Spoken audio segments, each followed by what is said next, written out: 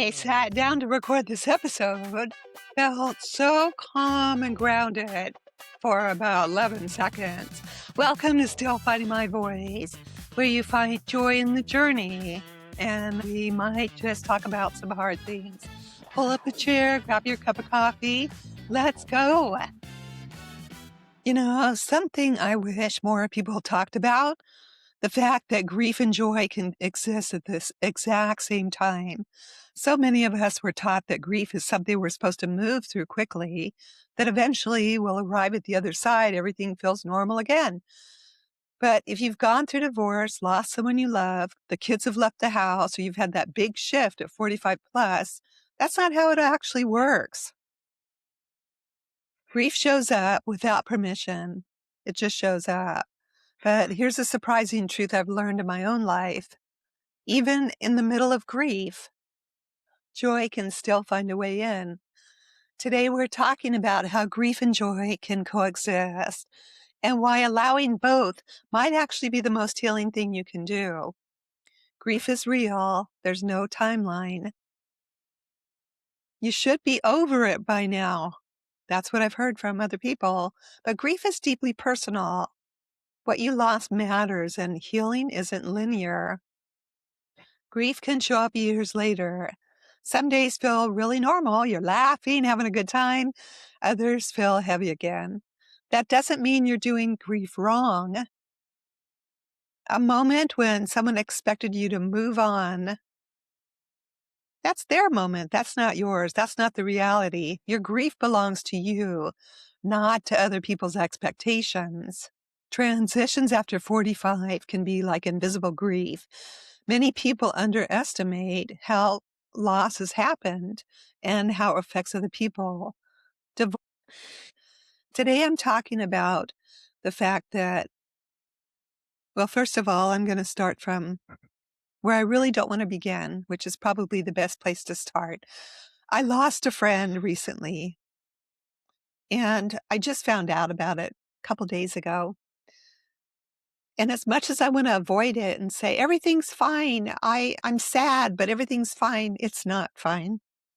Grief can hit you at a point when you least expect it.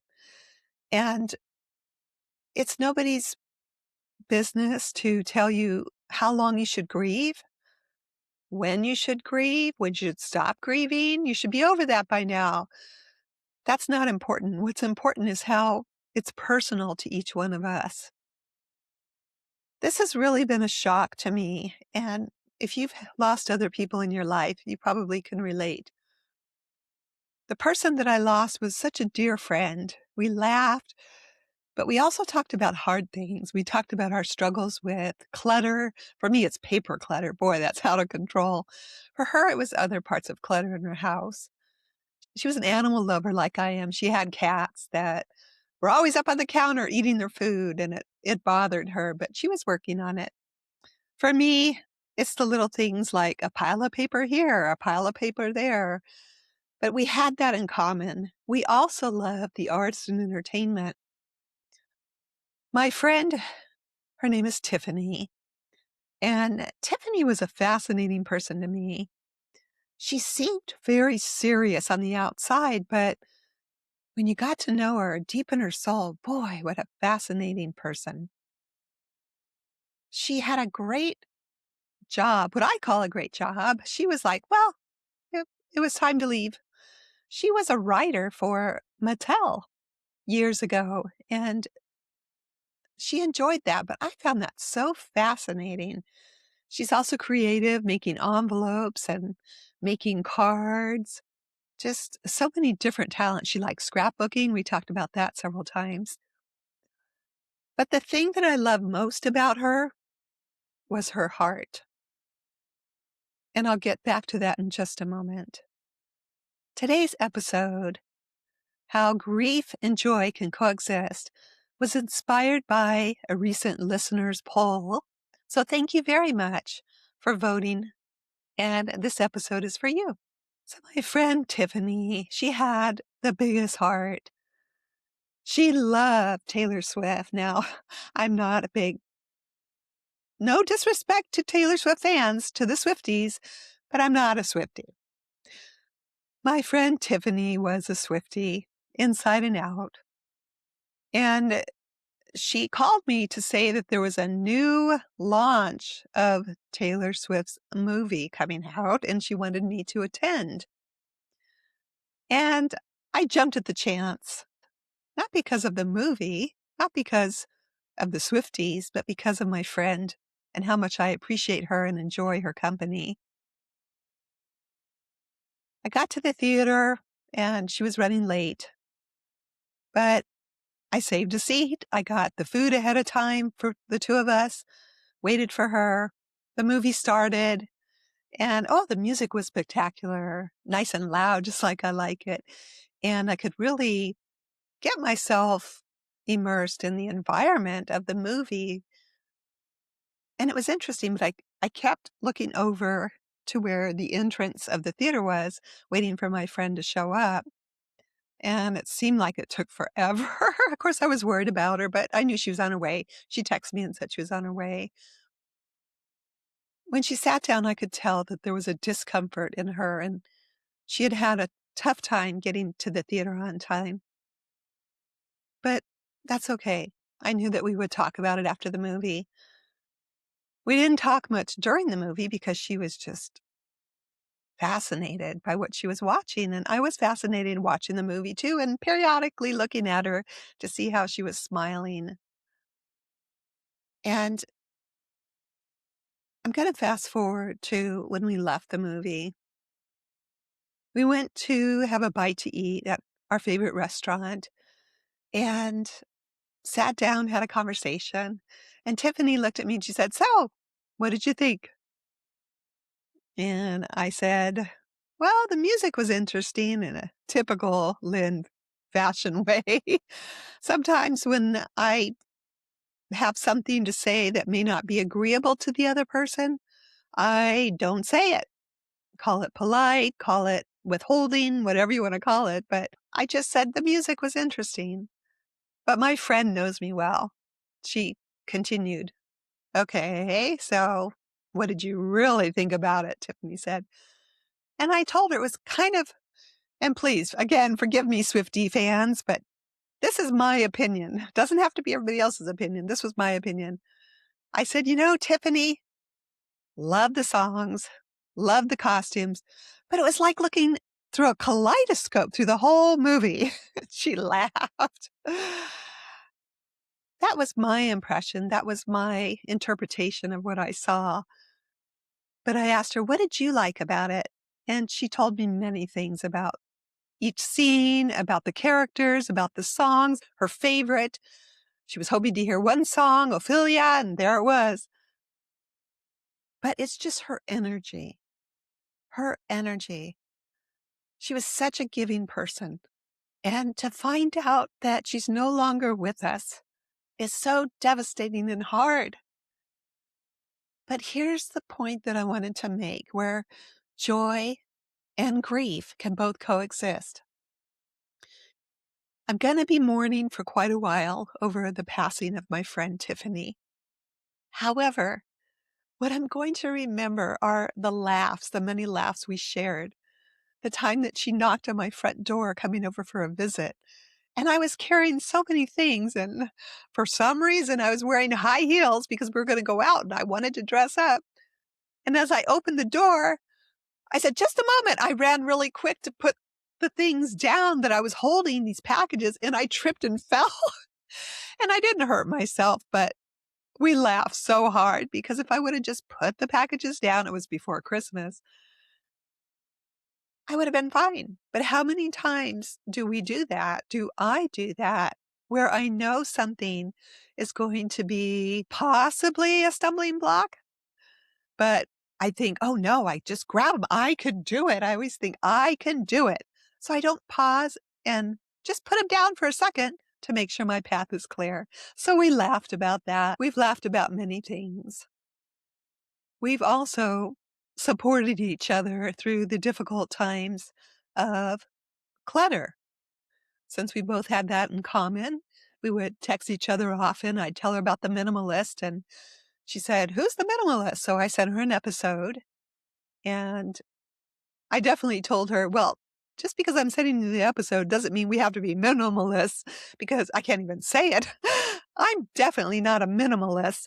I'm learning to be better with having my space clear and clean so that I'm calm, but I'm still working on it. I'm a work in progress.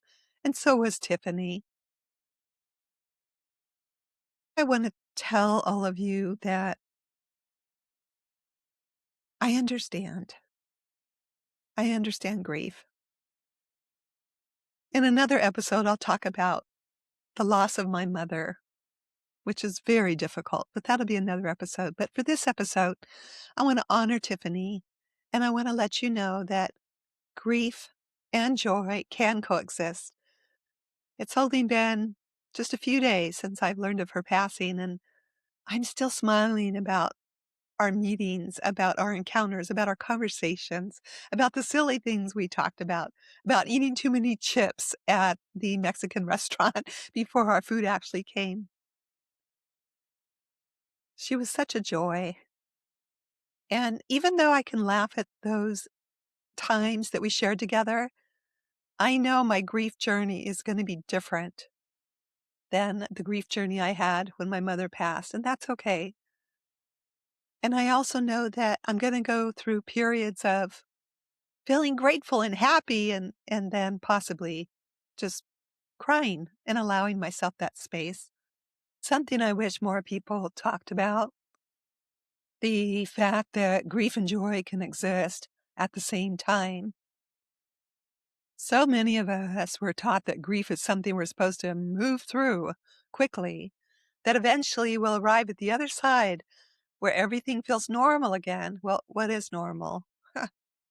But if you've gone through a divorce, lost someone you love, watched your kids leave the house, or experienced a big life shift after 45, you know that's not how it actually works. Grief doesn't follow a calendar, and it certainly doesn't ask for permission before showing up. But here's a surprising truth I've learned in my own life. Even in the middle of grief, joy can still find a way in. Now, that may sound contradictory, but it's true in my own life. Society loves timelines. You should be over it by now. Are you still mourning about that? But you know what? Grief is deeply personal. What you lost matters, and healing isn't linear. Grief can show up years later. Some days feel normal, others feel really heavy, all over again. That doesn't mean you're doing grief wrong. A moment when someone expected you to move on can be painful, can be frustrating, can be unexpected. Your grief belongs to you, not to other people's expectations. Many people underestimate how many losses happen in midlife. Loss from divorce, loss from children leaving home, even though we're grateful they've flown the coop.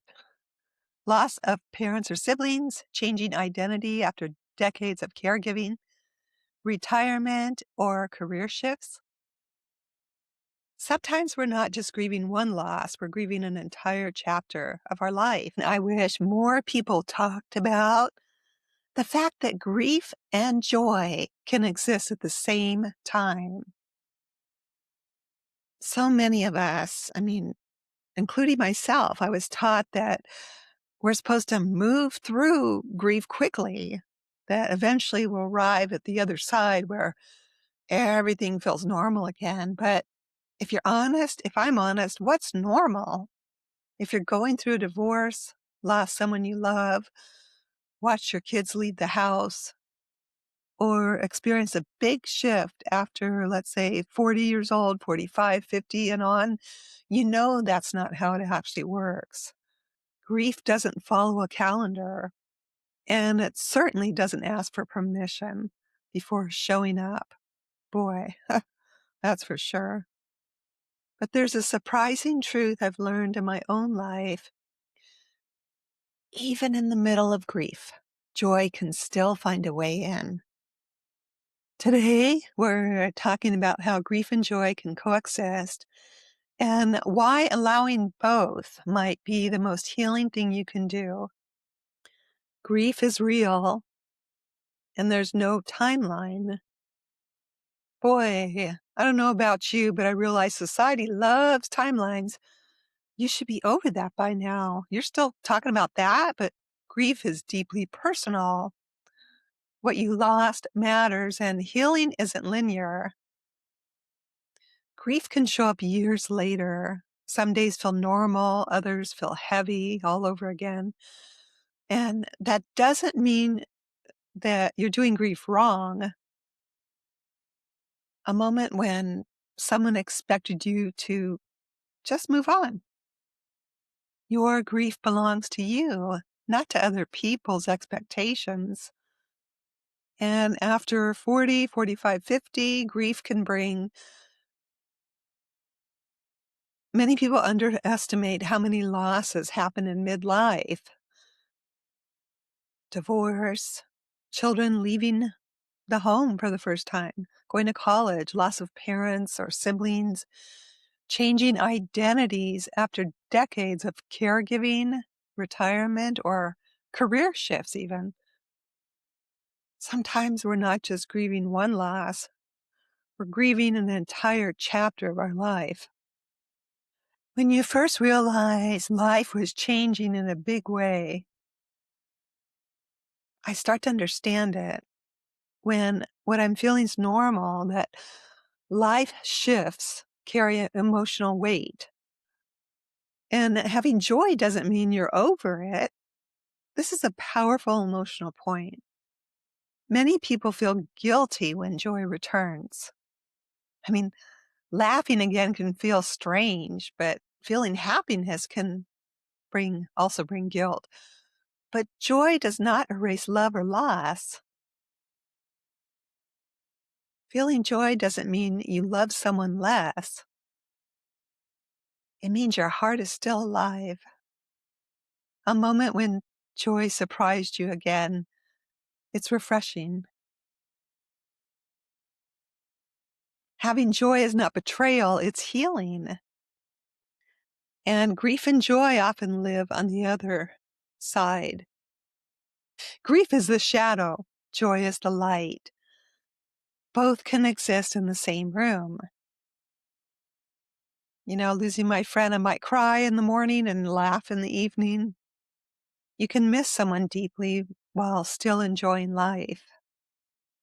You enjoy it a little different, but you still can enjoy it. Life isn't either or, it's actually both. If you're walking through a season of loss right now, I want you to hear this clearly. You are not broken because you're still grieving. And you're not disloyal because you still feel joy. Both emotions are part of being human and part of learning how to carry the story of your life forward. Grief may always walk beside you in some way, but so can joy. And sometimes the most beautiful healing happens. If this episode resonated with you, share it with someone who might need to hear it. Send me a message and tell me where you're listening from. And please subscribe so we can keep having these honest conversations about life. About life after 45, 50, 60. I see you. And if you're grieving today and you feel like joy will never return, just take it one step at a time because it can return. I just want to say thank you so much for following Still Finding My Voice. After each episode, I have a poll up, and I'd love your opinion and your thoughts. The last poll I had up was, what topics would you like to explore? And it was unanimous. You'd like to hear more about grief and joy and how they coexist. So the next couple of weeks, we'll cover that topic. And Go ahead and follow me on Facebook at Still Finding My Voice Facebook page, or on Instagram at LynnST22. And go ahead and send me a message and connect. I'd love to chat with you and look forward to seeing you next time. And don't forget to stretch because it might be time for a high kick.